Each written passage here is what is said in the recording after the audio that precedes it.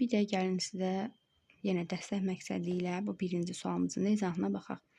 Deməli uşaqlar, biz bilirik ki, y bərabərdir 2x kvadratı çıxılsın bx üzərinə gəlsin c funksiyası verib bizə. Təpə nöqtəsi deyirsə, bura diqqətlə qulaq asın. Təpə nöqtəsi nədir? Təpə nöqtəsi x və y-dir. Daha doğrusu n və n-dir.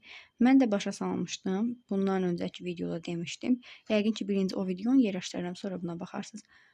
M-imiz bizdə x-dir, n-imiz bizdə y-dir.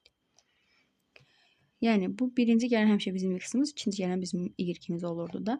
İndi, yəni, bizim m-imiz bərabərdir 2-də 1-ə, eləcə də n-imiz 2-də 1-ə bərabərdir. Onda m və n-in düsturunu yazmalıyam bura. M-in düsturu nədir? Mənfi b bölünsün 2a. Mənfi b, yəni b bölünsün 2-yi vururam. 2-yə b verir 4, bərabərdir 2-də 1-ə. 2b bərabərdir 4-ə, b-ni tapdım ki 2. Baxın, b-ni tapdım 2. B 2-dir. A variantı getdi, C variantı getdi, Y variantı getdi, D variantı getdi, cavab B variantı. İndi gəlin C-nin də 1 olduğunu isbat eləmiş olaq burada. Ona görə nə edirik? Baxın, B-ni yerinə aparıram, 2 yazıram. Onda olur y bərabərdir 2x kvadratı çıxılsın 2x üzərinə gəlsin C. İndi burada n-i tapmalıyam. N nəyə bərabərdir? 4ac, 4 vurulsun. A-mız neçədir? 2 vurulsun C çıxılsın B kvadratı. 4 bölünsün 4A. 8.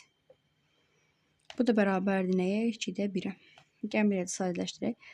Bizə verdi 8 C çıxılsın 4 bölünsün 8 bərabərdir 2-də 1-ə.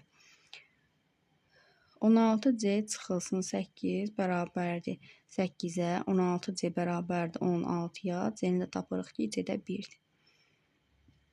Həqiqətən də bunu isbat eləmiş olduq ki, bizim B-miz 2, C-miz də 1-dir. Ona görə variant oldu B variantı.